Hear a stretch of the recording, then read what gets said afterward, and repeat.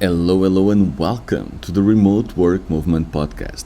My name is Gonçalo Hall, and today we have the incredible Juliana Rabbi to speak to you about remote work, remote jobs, and the most requested question ever: how to land a remote work job in 2024. So make sure you listen to the whole thing. Juliana is a good friend of mine and she delivers the value. Follow her. Make sure you are following her everywhere, especially on Instagram, where she shares a little bit of this digital nomad life and a lot of tips for you that are looking for a new remote job. Without further ado, please welcome Miss Juliana. Hello, Juliana. Welcome to the podcast. Oh, I'm really happy to be here. Thank you for the invitation.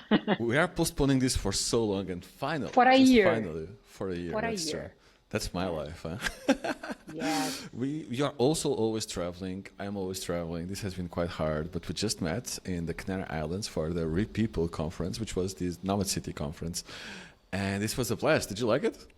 I loved it. I loved it. I had actually been in Nomad City conference in 2018, 5 years ago, when I was not yet a nomad. So it was actually my first digital nomad event that I attended when I was still planning to, go from, I was already working remotely, but I was not a nomad. So I wanted to transition to the digital nomad life to be able to travel more. And then I told myself, like, I need to be in spaces where other people live already the reality I want to live.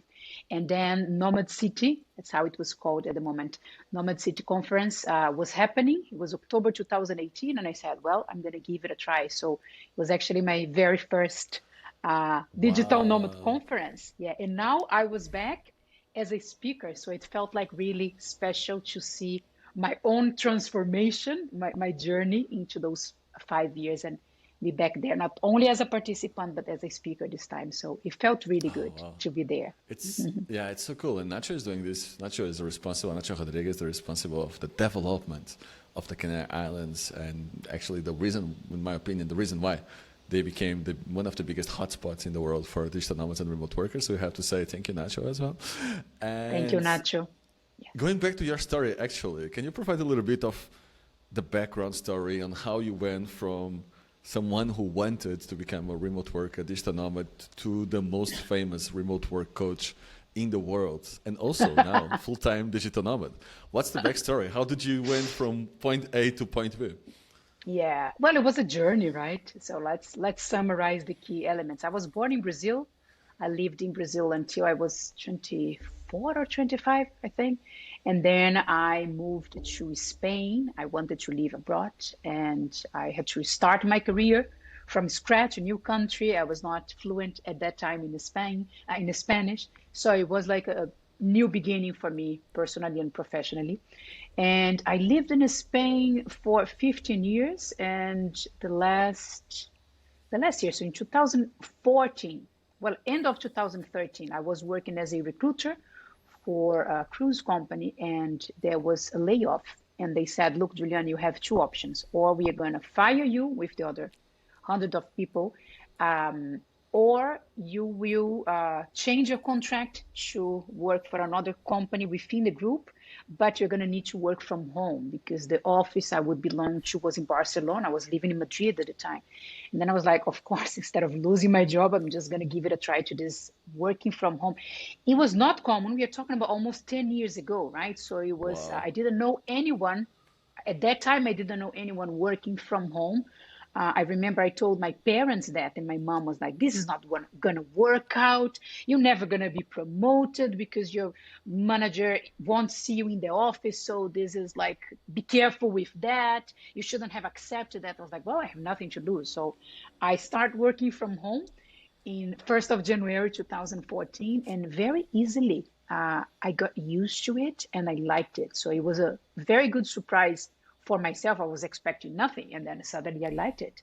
Then I ended up moving to Barcelona, and I went back to the office for 1 month, and I was like, I don't belong here anymore. I just don't. It doesn't make sense. I realized I could do my job from home. It was still working from home at the time, right? So this 1 month back in the office, and I said no. So from 2014 Until now, I went slowly progressing from working from home in one country to traveling from time to time and working from other countries to wanting to be fully flexible and travel more. So, travel more was always my main motivation to change my life and be a digital nomad. So, at some point, I was like, how can I have more flexibility than I already have working from home, right? But I want to be able to travel more than just weekends or bank holidays or my time off. So I remember I hired a career coach, not a career coach, a life coach at the moment to consider the different options that I had to make this next flexibility level doable for me.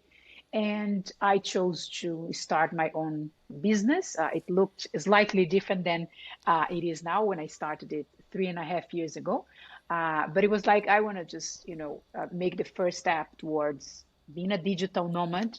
I didn't know it was a thing, like the name itself. After I went Yeah. to Nomad City, I got familiar with the name itself. But I was like, I just want to be able to work from anywhere and choose where to travel and all of that. I didn't want to take a sabbatical period because my career is an important pillar to myself. So, like doing a backpacker or taking a sabbatical year was an option, but it was not the option I chose because I was like, I don't want to give up my career to travel, right? I want Hmm. traveling to be part of my life because I like traveling, but I also love what I do for a living. I like my job. So I was trying to find ways to combine both. And then I decided to create my own business. That was end of 2019, right before the pandemic. Little Good did I timing, know. great timing, great timing. Well, good timing, but at the same time, I remember I quit my job, right? My remote job that I had in Barcelona, and then I started traveling in November 2019. So in March 2020, I was in Bali, and then everything happened, and then I decided to go back to Brazil. But I was like, I changed my whole life, True. rearranged everything to travel, and now I cannot travel anymore. So at some point, it felt like I made the wrong choice. Like, why did I make all this effort? It's Long true. story short, it was good at the end, but yeah, that's the a summarized version of I it. love it. And now you are thriving, and I like how very similar to me actually. I traveling and getting to know these different cultures was actually also what pushed me to remote work and why I fell in love with the whole remote work movement, not just as a user and as a digital nomad, but as a voice inside the space like you are. The question now is, you moved and you created a great business. You are talking everywhere around the world. I mostly see you between conferences, a little bit all around the world. But what exactly is a remote work coach? Good question. I get asked this question a few times. It's like, I didn't know there was a coach for that. Like, what is Yeah, that? did you invent it? Is it yours? Did you invent the No, I expression? didn't even. I Oh, won't take the that would be credit. cool. No, no. There are similar names out there. Basically, what I do is I help professionals to land a remote job. I help them to live a more flexible life, and I do that bringing together my 15 years experience as a recruiter, my background in psychology and HR, my own experience working remotely for almost 10 years, and this passion for just, spreading the word. And my motto is the more remote people in the world, the better. Because I believe that we can live a much better life when we work remotely. So it just made sense to me to help people to live the way I live because I truly believe it's a good way to live, and you don't need to give up your career. You don't need to give up your personal preferences and hobbies and passions and lifestyle. So I help professionals to land a remote job. That's what I do as a remote work career coach. That's beautiful. So definitely, it's almost like a social enterprise, as so many people struggle to actually land a remote job because it's quite different. And we'll go there in the future of this talk. It's quite different from just landing an office job. There's different things that you have to take care. Yeah. But you mentioned something that's very interesting for me, which is you can have a better life when you work remotely. And can you give some examples on why is that? Why can remote work actually help you thrive Oh, in your personal life as well? Why is it a I, better life? I can be talking about it for 2 hours, but just to to mention some things. You don't need to choose between a career that you love and you want to progress and you want to make money and feel fulfilled and the other areas of your life. I felt when I was working in an office, my life was happening around work. Everything was around work. So where I was living was as close as possible to the office to, shorten up commuting. All my social activities were happening after 6 p.m. if I was not super tired during the weekdays, which most of the time I was. So I was condensing everything on the weekends, but also any personal thing like going to the bank, buying some things, grocery shop, it was all condensed outside of my office hours. So the going to work in the office was the main thing. Um, and I also remember that sometimes I was surrounded by people in the office that I didn't really like. You know, Yes. the only thing we had in common was the job itself. But I was like, I don't like our conversations. I'm not motivated by that. And then the classic lunch during working hours, that you go all together to it. It was So painful painful. sometimes because I was like, I don't want to be with those people. I don't want to talk about my personal life or whatever. We have no connection. So when I started working remotely, I was able to make better use of my time in Yeah. general. So I don't need to do everything personal and everything that I like only after 6 p.m. or on the weekend. I can spread that along the day and have the work supporting the lifestyle I want to have. I'm also more intentional about the people I spend time with. So it's also true that I need to make an effort to meet them because I don't have a place that I go and my friends are already there. So I need to proactively put myself out there and go to work from co-working spaces, for example, attend events where like-minded people are, or go practice some hobbies or sports, whatever, where that I like and where people with the same interest will be there. So I need to be more intentional about it. But I feel that the quality of the time that I spend with other people increased because I choose with whom I want to be and when. And if I feel like being alone, I also have total flexibility about it. So my life is not around work anymore. Work supports my lifestyle. I am more intentional and happier with whom I spend time with and for how long and how. Um, I can I can make better choices in general, Yeah. right? So before it was or I grow my career or I travel or I am a good professional or I am exploring the world. Well, for me, it makes sense to do both things at the same time. So the flexibility that I have now, I didn't have that before when I was You, working in an you just office. debunked so many myths that, with only one answer. From remote work is lonely. It's not. You can be actually, you can literally choose with whom you are surrounded yourself with. For example, here I'm in Ponta do Sol in Madeira right now, and I go to the co-working space part of the time. Right now I'm at home recording this podcast, and I move between places all around the village and even the island. And I just sometimes we just do pop-up co-working spaces in the beach cafe. Sometimes we just want to focus and go alone to the middle of the nature and write something. And it's just this ability to choose with whom and with what I'm surrounded myself with, compared with just being surrounded with the people that happen to be in the office with me. Just a different kind and level of conversations. And for me, personal Totally. growth, 10x since I became a digital nomad. We speak a lot about this business and how things work, but how is your day-to-day life actually? So you are traveling, you are a digital nomad. How does a digital nomad life plus an entrepreneur plus helping so many people? What's the normal day for Juliana? Uh, Days look different to me. That's Okay, beautiful. so I like that because I'm all about flexibility and freedom and experiment in different things. But I also realized, especially after the pandemic, um, that it's good for me to have a certain level of routine. So when I just started my digital nomad journey, I was like, no routine. I wake up wherever I want and I start working wherever so I was kind of going to the other extreme that I didn't have when I worked in an office. Then I went one extreme, and now I think I'm more balanced, some days more than Yes. others, but I'm appreciating a certain level of routine. So, how my days look like now, if you ask me in 6 months, I might give you a completely different answer, but let's just stick with now. I'm an early bird person, so I like to wake up early, normally like 6 a.m. I put my alarm clock by choice because I like to enjoy the mornings as much as possible. And I like to start the day with some physical activities. So if I'm by the beach, maybe walk, run by the beach, or go to the gym. This is also something I'm doing since this year.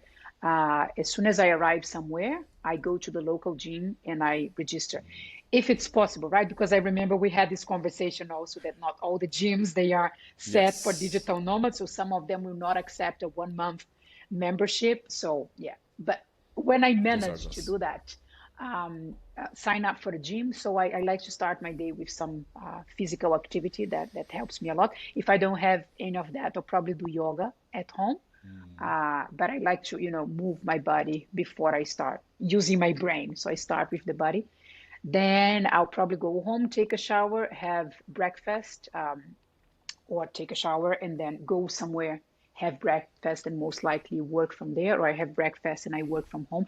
I do work a lot from home because as a career coach, I have a lot of calls with my Yeah. clients and coffee shops. I go when I have to do more like creative tasks or admin tasks, things that don't require silence.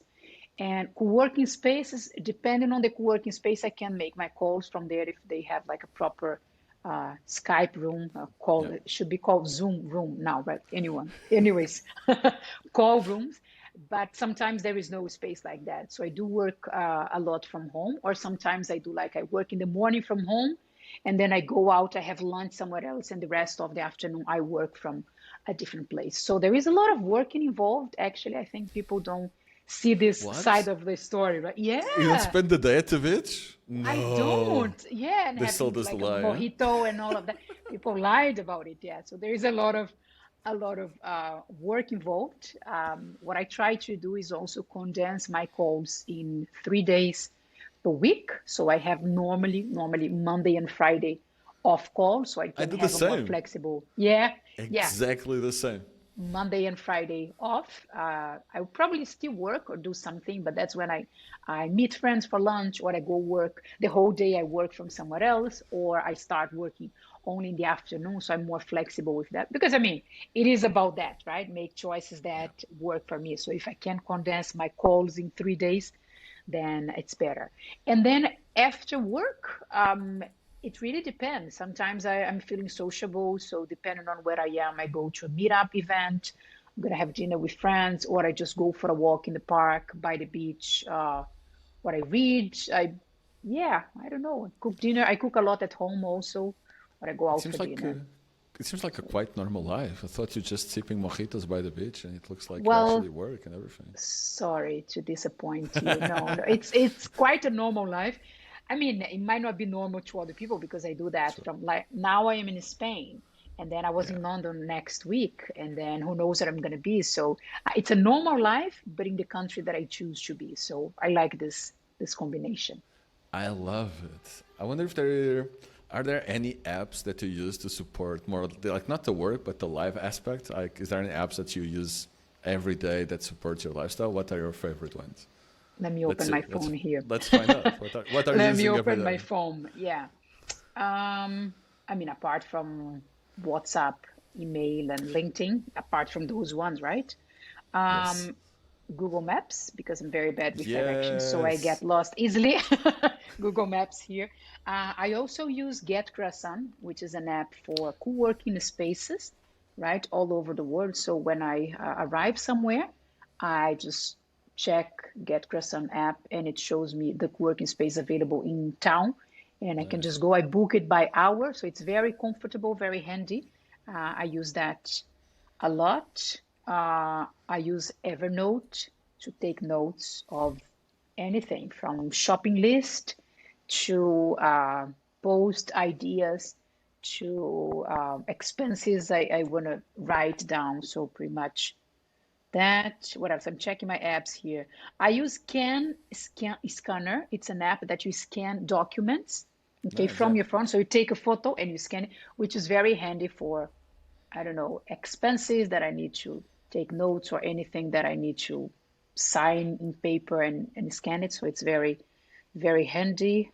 What else? Oh, I use also Balance. It's a meditation app. It's called Nice. Balance. And you have, it's like 10 or 15 minutes meditation per day. You can set your goals, like if you want to sleep better, if you want to have more focus, if you want to release stress. So you configure it for your needs, and then every meditation will be aligned with that. So it's also good. Um, I yeah, love I it. think those are Sounds good. some of the. I have more, but yeah, I'm also a heavy user of Evernote, actually. I'm actually yeah. reading and checking always and taking notes about in this podcast on my Evernote because it's my main app. It's like there's Tiago Forte has this concept of second brain, and you should Mm, create a second brain because our brain doesn't cannot get everything, especially as entrepreneurs, right? So the idea of creating a second brain, and my second brain is on Evernote. And if you don't know the book, everyone listening, check the book Second Brain from Tiago Forte, or just want to get familiar with the concept. You can go to YouTube and look for Tiago Forte Second Brain, and it's actually quite interesting because there is a whole structure that he uses for this. So let's talk nice. about work. Everybody here, they love you, but what they want is a real cult of the conversation. Yes. And I will start with the moment we are right now, which is we had a forced remote work for 2 years during the pandemic. Then we had a kind of forced return to the office policies. Then companies understood that this was not working, so they said, "Yeah, you do whatever you want." Where are we now in this pendulum, and how do you see the people reacting to this? What are the challenges that the people are facing right now when it comes to remote work? I think it's a kind of confusing moment because we faced so many massive changes since 2020, right? So it's almost like we are still processing what happened and then things change again and all of that. What we faced during the pandemic was not remote work, was working from home in a mandatory way from one day to the other without any preparation, without any agreement or um, decision. It was just like there was no other option, right? And it was under a context of fear, a lot of fear. So you cannot leave the house. So you have to stay home and work from home. So some people struggled with that. I also struggled with that, even if I was working remotely before, but it was like such a unique situation Yeah. that people until now they say, hey, I don't like remote work because I didn't like working remotely during the pandemic. So let's just understand that that was not working remotely. There is much more opportunities, ways to experience that. So there was this hate love relationship with remote work slash working from home in a mandatory situation. There was the pandemic, and then after things start going back to normal or whatever we call it, um, then some companies were like, yeah, let's embrace this, let's keep working like that.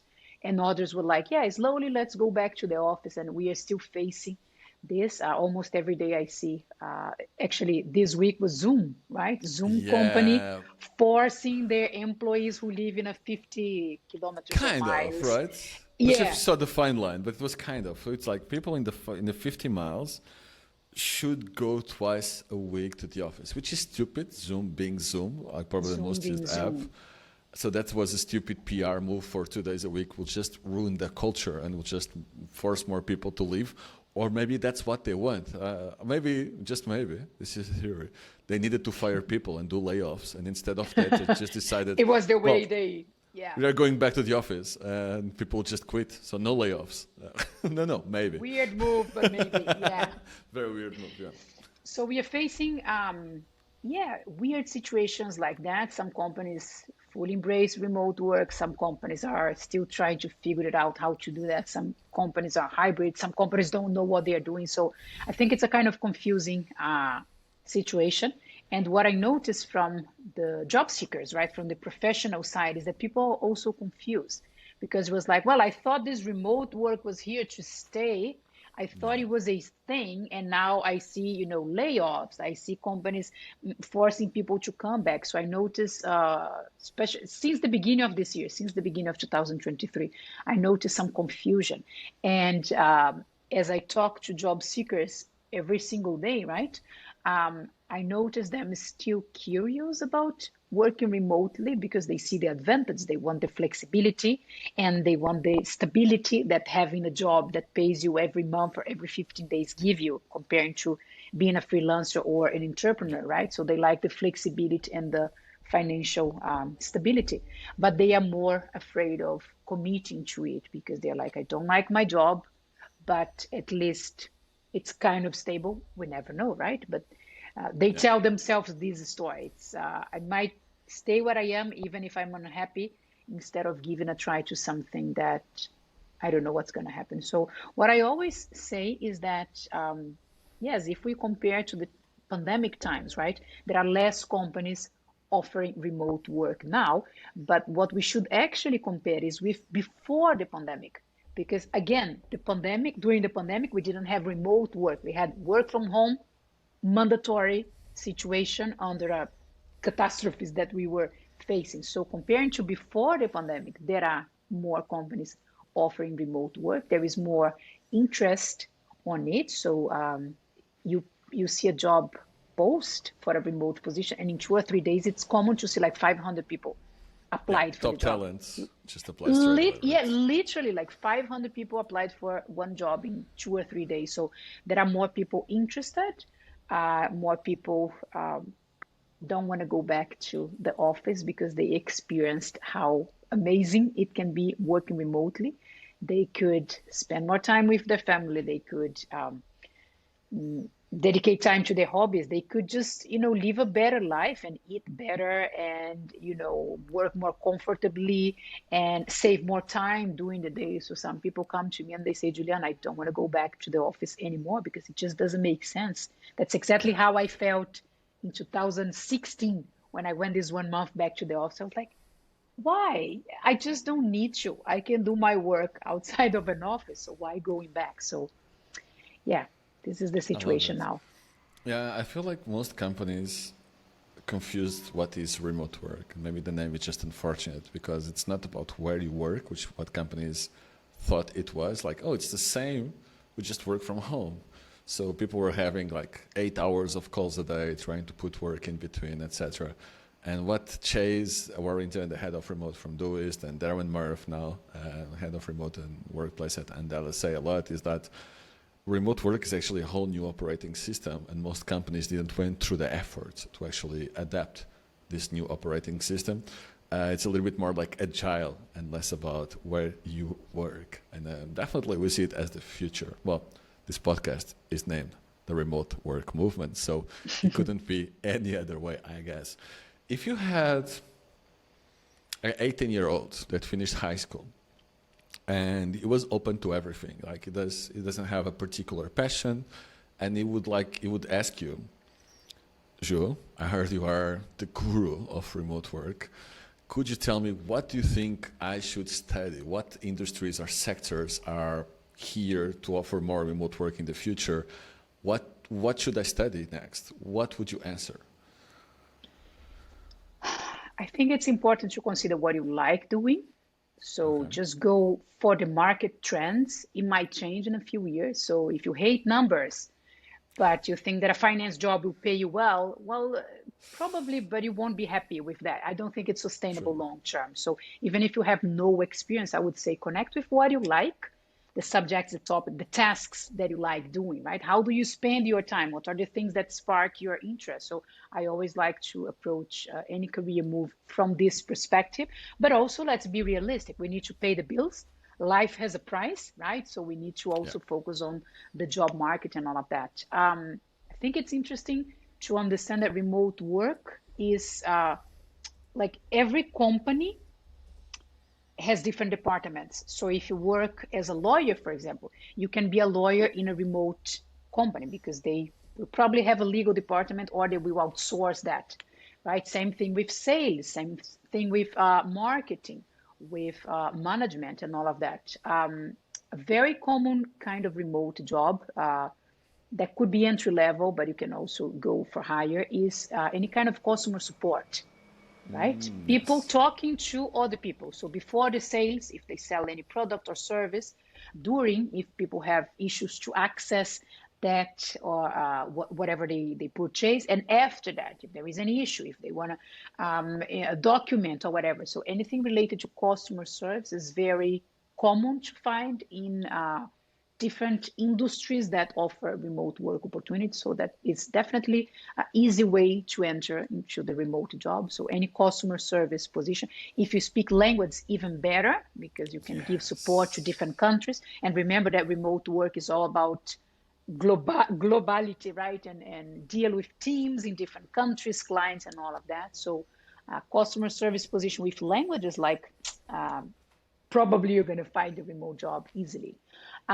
Anything related to IT also, but this is not only remote work, right? This is also for office jobs. But in the remote, a lot of remote work companies, they are related to IT, software, and all of that. So if you do anything related to tech in general, you probably will also land a remote job easily. There are a lot of startups also into the remote work environment. So for a startup, I think more than a position on itself, you need to have the mindset of I'm willing to help others and do things that are not only listed in my job description. I want to create things. I want to make things from scratch. So this mindset is very helpful for a startup. So there are a lot of startups in different states, right? But that offer remote work opportunities also.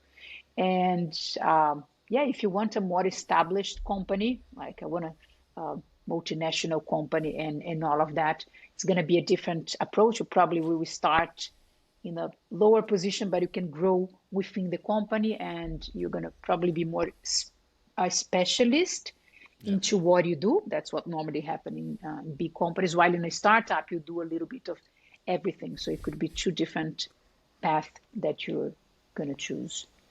I'm definitely a startup kind of person. Every time I Yeah. work for corporations, I suffered because You you don't cannot look go like a outside your corporate bubble. person. I don't see No, you yeah, there. Yeah. no, Can't yeah. imagine you. I was wrong. I went for the money. I was wrong. Oh, Now I go okay. for the lifestyle. And in 2023, does it still make sense to build a resume, or is LinkedIn just everything today? Ah, LinkedIn, you have more visibility, definitely, Yeah. right? So I like to say the LinkedIn is like a showcase that is open 24/7. So right now, while we are recording the podcast, someone can be checking your LinkedIn profile, someone can be checking my LinkedIn profile. So you cannot really control the visibility that you have. Recruiters can find candidates through LinkedIn. So the That's it. visibility you have with LinkedIn is much bigger than the one you have with a resume. But on the other hand, at some point, companies will ask for your resume, even if it's just like a formal procedure to put you in the system to schedule the interview. So a resume is still important. But if I had to choose one of them, I would say definitely LinkedIn for the networking opportunities, for the visibility, for the personal branding perspective, the interactions that you can make there and all of that. So yeah, I really like working with LinkedIn. I don't work for LinkedIn. They don't pay me anything, But but but as a tool, I I got a lot of good things from LinkedIn when I was a job seeker, when I was same. searching for jobs myself, when I was a recruiter, my 15 years as a recruiter, I was using the tool to search for candidates. And now I teach my clients how to use LinkedIn to land a job. And I use LinkedIn to get clients also. So it's a tool that has been with me for quite many years. Do people have to be creators on LinkedIn? Like I see many people that are looking for a job starting to become creators and writing more about what they do, also commenting on other people. Is this an advantage to become a creator of content, to be seen as a specialist? It's definitely an advantage, but let's face it, it's hard. It takes time. Not everybody feel confident to do it. People are afraid, like, who am I to share something? I have nothing to say. Or the most common concern I see is like, if I start being active on LinkedIn, my manager will know that I'm searching for a new job, which is a story that we tell ourselves because, like, the chances that it happen are very small. LinkedIn is a social network platform, but a lot of job seekers are afraid specifically of that. If suddenly I start using LinkedIn, posting things, my manager will, be suspicious about why you're doing that. Are you searching for a job? So I like to say that there are levels of using LinkedIn. The first one that everybody should meet is have an optimized profile, a complete profile, a good profile photo, a headline, that line right under your name that reflects what you do, the value that you can add, what are you a specialist on, right? All your work experiences. Tell your story. Like it's a great storytelling platform. So a complete profile, everyone out there that is alive and have a job should do that. It doesn't matter if you're searching for a job or not, for the networking opportunities, for the collaboration opportunities, and even eventually for job opportunities. So the first level is to ensure you have an optimized profile. The second level is to connect with people in, I'll narrow down a bit to the remote job search, right? So connect with people in the remote companies that you want to work for. You can do that for free. You don't even need a paid profile, like a premium profile. You can find those companies on LinkedIn. You can find who is the person that works in the department that you want to work for, who is the manager that will decide if they choose you or someone else for the position. So you have direct access to the remote companies out there. You can get to know them. You can follow the company, receive news about them. You can connect with people, you can learn from them. So definitely the networking part is a big thing that can be done on LinkedIn. So this is probably the second level. And then the third level would be the content creation, right? You can create your own content, or you can engage with other people's content, which is much easier and almost as effective as that. So imagine you post something, Gonzalo, you write a post, you do the creative part, you take your time doing that, and then I can engage with your post. Engage can be clicking like, can be writing a comment, can be reposting that, right? My suggestion is the writing a comment, because you have the opportunity to show off more your skills, your opinion, um, and people can see more value on it. So only always from the perspective of adding value to the conversation, but also understanding that, Yes. hey, if I'm commenting a post of someone who works in the remote company I want to work for, I'm attracting attention to myself from the right people. So I want to make the right impression. So the commenting part on LinkedIn is very powerful. I think people underestimate that. They don't really understand that a comment on a post, you get visibility to people that are outside of your bubble, people who are not connected with you. So it's just amazing. And again, it's for free. So yes, create your own True. content is highly recommended. But if you're not ready to do that, optimize your profile, do the networking part, and comment on strategic posts, because that will give you the visibility and the credibility that you need to speed up the job searching. I love it. That's pure gold. And what's the biggest mistake you see people doing online when trying to get a remote job? What's the single biggest mistake you see more people doing? And it's just like, I I again. have so many, so many. One, let me try to summarize here. One of them is saying that they accept any job as far as it is remote. It's like, no, it doesn't matter. Yeah. I just need a remote job.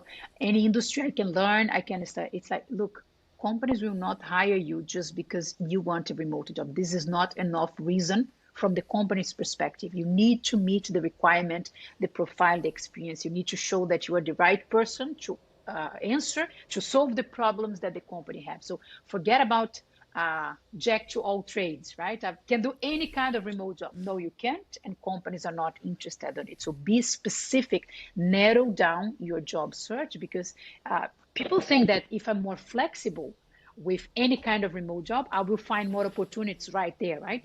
Not really. Companies Yeah. won't hire you just because you say, I'm interested in this job because it's a remote job. No, the fact that it's a remote job can be your inner motivation for the job. And I totally get it, because that's my motivation also for jobs and for, the career that I have now.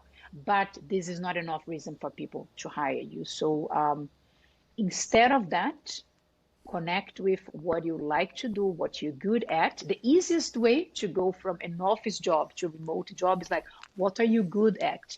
What can you do that people say, okay, you're a good professional in it? What do you have experience? What have you studied and what you like doing? Because otherwise you're going to be an amazing professional, but deep inside you are unhappy. You're struggling. You're not, motivated at all, which I don't recommend. So what can you do? What you're good at? And where can I find a remote company? Which remote company out there offers a similar job? And then you have more chances to land the job because you want the remote job and you are qualified for the job. You have the skills, you have the experience, and all of that. So this is a very common mistake. They think that True, if yeah. I say I want any remote job, I'm increasing my chances, but actually you are decreasing your chances. I love that. That's a very, very good advice. I see so many people, even I have a group in Portuguese, and so many people, I'll do anything, I just want to work remotely for extra money. Like, oh, that's bad. That's a red That's flag bad. right there. I would never Very hire that red people. flag. Except it Yeah, seems desperate. That's the thing. And I yes, totally get that sometimes people are desperate it because is. they have bills to pay. They have been unemployed from, so I'm not ignoring the fact. I have been unemployed very shortly, but Same. I remember that strongly. So it's not a comfortable situation. So I'm not being um, disrespectful with the situation. It's just that this level of desperation and saying that I want any remote job will not open doors for you, will not look good. Exactly, So exactly. you need to present yourself in a different way. And that's a perfect segue because on the other side, we have recruiters trying to find the best person for the position they open. And as you mentioned, any remote job that is decent will get thousands of applications in a couple of days. How can the candidate make sure that he's in the top 1% of all these at least? Yes. First thing, I know it's hard, but don't get scared by the 500 applicants. So when you see this big number, the tendency is like, "Oof, I won't even bother applying because, I mean, what is the point, right? There are already 500 people." So there are studies that shows that 60%, around 60% of the applicants, they didn't bother reading the job description. They don't care if they meet the Wow. requirements or not. They just apply for the job, especially if it is on LinkedIn and there is that easy apply button. If you remember, right? You click there, Yes. another window pops up, you just add your resume and that's it. So that's the easiest way to apply for the job. So a lot of people go for it. So remember that around 60% of the applicants, they will be automatically eliminated because they don't meet the requirements. So you're actually competing with 40%, which narrows down the numbers a lot, right? And based in A my lot. experience as a recruiter, I would say that 10% of those 40% are probably less qualified than you, probably, unless you're very entry level. But normally you're going to be competing with 30% of the real number that you see there. So the first thing is a mindset shift and say, I will still give it a try if I consider that the job and the company are worthy. So I won't be scared of not applying. That's one thing.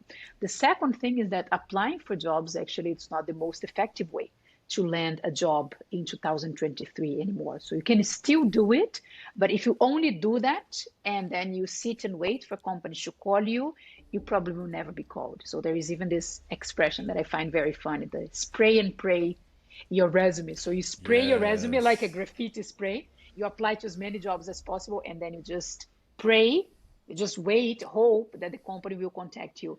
Uh, Remote companies, they have a lot of options. They have a lot of people to choose from. So if you just want more, they probably won't contact you. So what I do recommend is that even before applying for the job, start networking with the ones who work in that company.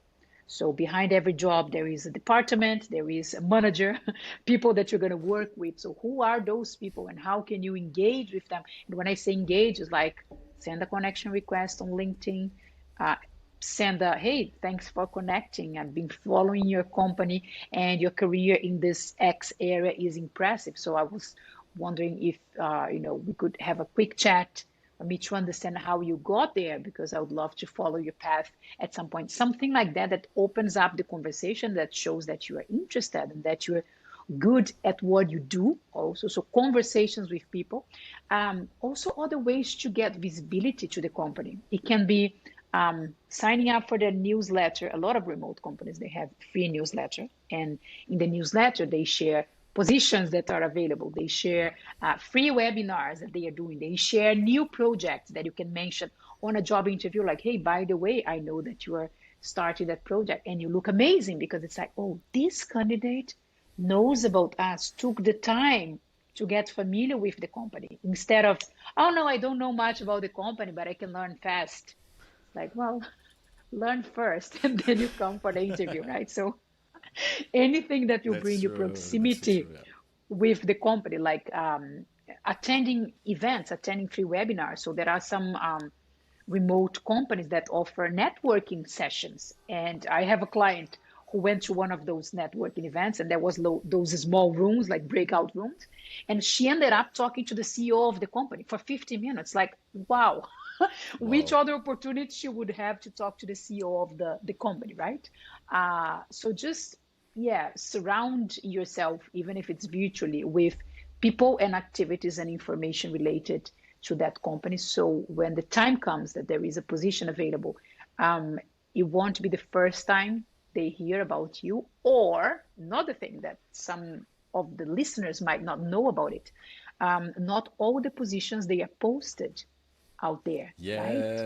Yes. Yeah. So there are some positions that they exist, they are real, but for different reasons, companies choose not to post about them. So how are those positions covered? Well, people that they know, they refer those people. So it can be someone that they met on LinkedIn. It doesn't need to be an old friend from high school. This also happened, but it can be someone that you have been engaging on LinkedIn and exchanging messages and commenting posts and reading the content. And you're like, for example, I like Gonzalo, like what he writes resonates with me. He seems to know what he's talking about. So if there is a position in my company that I will not post anywhere, but I need to fill it up the position, Gonzalo's name might come to my mind. So I might Yeah. reach out to you and say, hey, are you available for, position interview? I want to talk to you about something. So those things happen a lot. And people understand that in real life, um, because they think like, yeah, some of my jobs, the jobs that I got was because I knew that person from the university, or a cousin of mine was the boyfriend of the manager. So this happening, in office positions, but we don't think it happens also in remote companies. It does happen. The problem is So that you much. might not have a network yet in the remote I'm area. like, Yeah. I think both my wife's jobs, Katerina, were through networking only. So people that know me, that Wow. know her, that looking, ask her what she did. Oh, I do this. Oh, I'm interested in that. Can we work together? Both jobs that she has, both projects she's working in was like that. And was do freelancing was the same. Was almost everything through our network. And even here now we have this community in Ponte do Sol, a digital nomad community, just people speaking around work and becoming friends. When something opens up in their company, imagine everybody, most of the people work for a company. Something opens up, they will ask their friends if they're interested. So anyone who wants to become front end, Mike, this is my company, this is me. I can refer you to my company because I trust you. And usually companies pay a referral bonus internally, so it's a win-win Exactly. situation. Yes. Yes. This I is so love it. important, but people don't know it and they think it doesn't It's happen. It's true. just that you need to create that networking within the remote work community, within the companies Yeah. you want to work for, and then it's going to help you to get there. But if you know nobody that works remotely, then of course it won't happen to you. I would even add in-person events are extremely good. Online is great, you can because you don't have to travel. It's cheaper if you're in this kind of position. But if you can afford to travel for some conferences, for some meetups, it just helps so much. I love internet connections. I meet so many incredible people that then I met in person. But the truth is, it's Yeah. much faster to create in-person connections. So just being around, for me, running remote was like a game changer. Just being around in all these events now, it's a game changer with the people I connect and with the people I meet. So that's also a tip. Yeah. What about the future, Ju? Where do you see the world of remote work going in 5 to 10 years? Because we are in these tipping points, right? We don't know which side the pendulum will go. Is it people going back to the office? Is it people going remote? Is it somewhere in the middle? How do you see all this playing out in the next 5 years? I wish I had a crystal ball and then we could listen to this podcast in 5 years and say she was right. Um, I don't know. I mean, it's all suppositions, right? Assumptions, but Of I course. can't really envision everyone going back to the office because, Some people are really doing well and thriving working remote, like myself and yourself and other people. So I don't see that happening, like going back 100% to the office. But I do know some people that prefer to work in an office environment, and they are happy with that. They don't have this desire to have more flexibility. They they are happy with their routine and all of that. So I think it's going to be something in the between, uh, uh, with remote work opportunities, more spread, companies fully embracing that, and micromanaging people less and trusting more, and yeah, more global hiring, even for some countries that sometimes are not yet as exposed to remote work. So I see it spreading, like remote work getting better, more consolidated, people trusting it more from the management perspective and from like the society. Like, okay, yeah, yeah, it's a remote job and that's it. Like, I don't think it's fake. I don't think it's going to be over in 2 years. So remote work, I see it consolidated. But I also see the office option for the few industries or jobs that cannot be done remotely, the very few one, or for the ones who Yeah. choose it. So I think it's going to be a mix of that, but remote work more consolidated and much more trust around it and within the companies that embrace it. Let's see. I love it. I love it. I love it. This is a good prediction. I think we'll end up somewhere in the flexible first kind of movement, but we have so much education to go through on both sides, Yeah, both people working remotely and companies. So we still definitely have yeah. a long way to go. But I think we are somehow slowly going in the right direction. And we are almost finishing this podcast. Our time is almost Oh, over. And I have three and a half oh, questions, rapid fire questions three and a half. for you. Okay. Three and a half, three and a half. Because when is a secret? Okay. When is a secret? Ooh. I know you love top secrets. No, Oh, if you could spread a message around the world that millions and millions of people would see, what would it be and why? the message would be you don't need to follow the same path that everybody else follows. You can follow a different path if it makes sense to you, if it makes you happy. I love it. That's beautiful. Yes, we can create our own path. Yes. And what book influenced your life in a good way? A lot of books, but one that comes to my mind now is Atomic Habits. I read it, I think, two Yes. years ago, 1 year ago. And I won't say everything was brand new to me, but the way it's written, it's like, yeah, putting focus, attention, and energy into the things that really matters and breaking down complex things into, like the atomic part of it, and stay with that long enough to build a habit and to make that part of your routine and also eliminate the noise around it, which is helpful for your career, for your relationships, for your personal life, and everything. So it was a very interesting reading, Atomic Habits. Yeah, I should actually read that again. It has been like 2 years already. So I think I'm going to put in my list again. Catherine is actually reading it right now. It's her book for Yeah, 75 Hard that we're doing. Yeah, it's exactly what she's reading. So that's quite cool. And it's such nice. an incredible book, especially when It you is. have bad habits.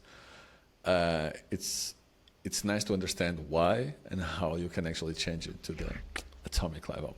Last or almost last but not least, what's a failure that you experienced that then set you up for a big success that you are actually right now?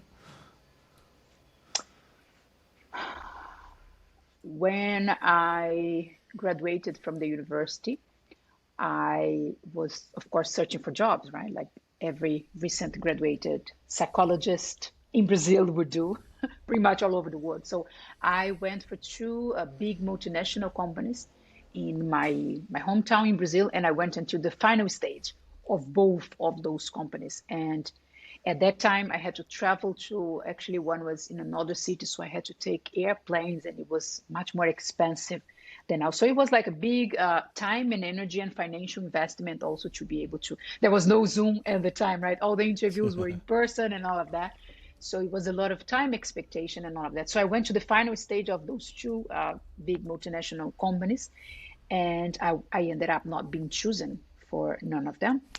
And I felt terrible. I felt really frustrated. You know, this energy when you leave the university that you feel like, oh, I'm going to conquer the world and all of that. And Yeah. then I went to the final stage, and then suddenly it was like, ooh, I'm back to zero.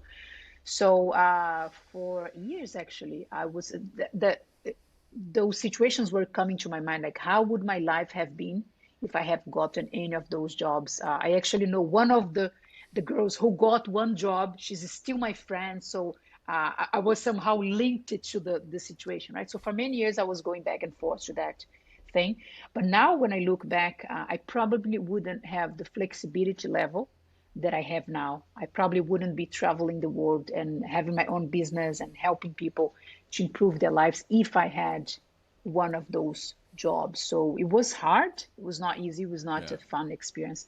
But sometimes some things that happen in our career, they might look like a disaster or a completely failure, but they, redirect you years later to something better. So I love yeah. it. That's so true. I had the same experience and almost got my dream job. And yeah, I think it was just the universe telling us that we should be creative. We should create something better instead of just helping others to create something for them. Yeah. We Well, the should be the universe universe took a lot creating. of years to tell me that because there Yes. was a big, there were many years in the between. So it was not very easy. But yeah, now I understand that. Yeah, it's so cool. So, and the last question that you don't know about, and just something Oh, like we're really, really grateful to have you here. I know you are spreading so much incredible content all over the world, and um, we will link everything in the comments so people can reach out to you, work with you. But you are from Brazil, and we love Brazil, so we have to go to Brazil just for 10 seconds. If there is one place in Brazil that nobody knows about and everybody should go, what would that place be? oh, I think I know what you want to hear from that. Do you have No, any? no, no. Oh, no. I have mine. I want your opinion. You are local. I'm just a Okay, Portuguese who loves Brazil. okay, okay. I know you have your own preferences. Yes, yes, yes. Okay, okay. Well, um, I went for the first time this year actually to Florianopolis in the south of Brazil. And I know it's already kind of famous within also the digital nomad community and all of that, but I have never been until this year. And it was a very good surprise. So it's a city that it's an island actually. So there are a lot of beach options. Some are more like wild and some are more close to the city, but you have different kind of beach vibes there. Weather is good. It rains a bit, but still it's good. Yeah, it was just like very nice experience, nice place, and it's not super hidden. People knew about it. I Yeah. heard about it, but I just experienced this year. So I would say that the south of Brazil, it's not as famous there as the northeast or like Rio. It's more hidden place maybe, but Florianopolis was a very good discovery that I made just this year. So yeah, I would recommend I that love it. definitely. Yeah. I love it. Thank you so much. So, last question, not the easy one. Where can people reach out to you, see your work, and just contact you saying, I love you, I want to work with you? Um, everywhere on social media, if you search for Juliana Rabbi, Rabbi's Rabbi, you're probably gonna find me.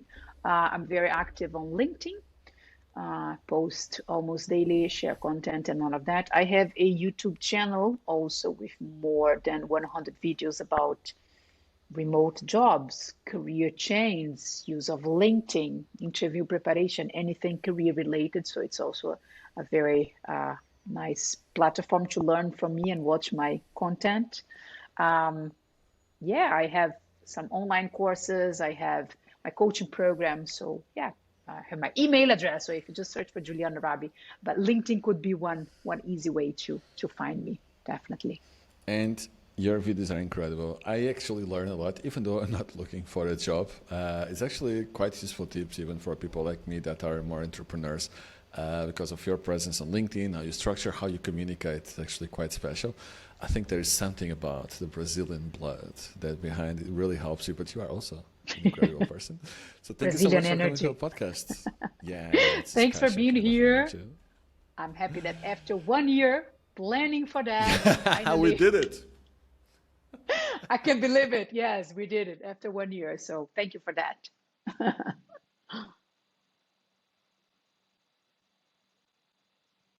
And that's a wrap.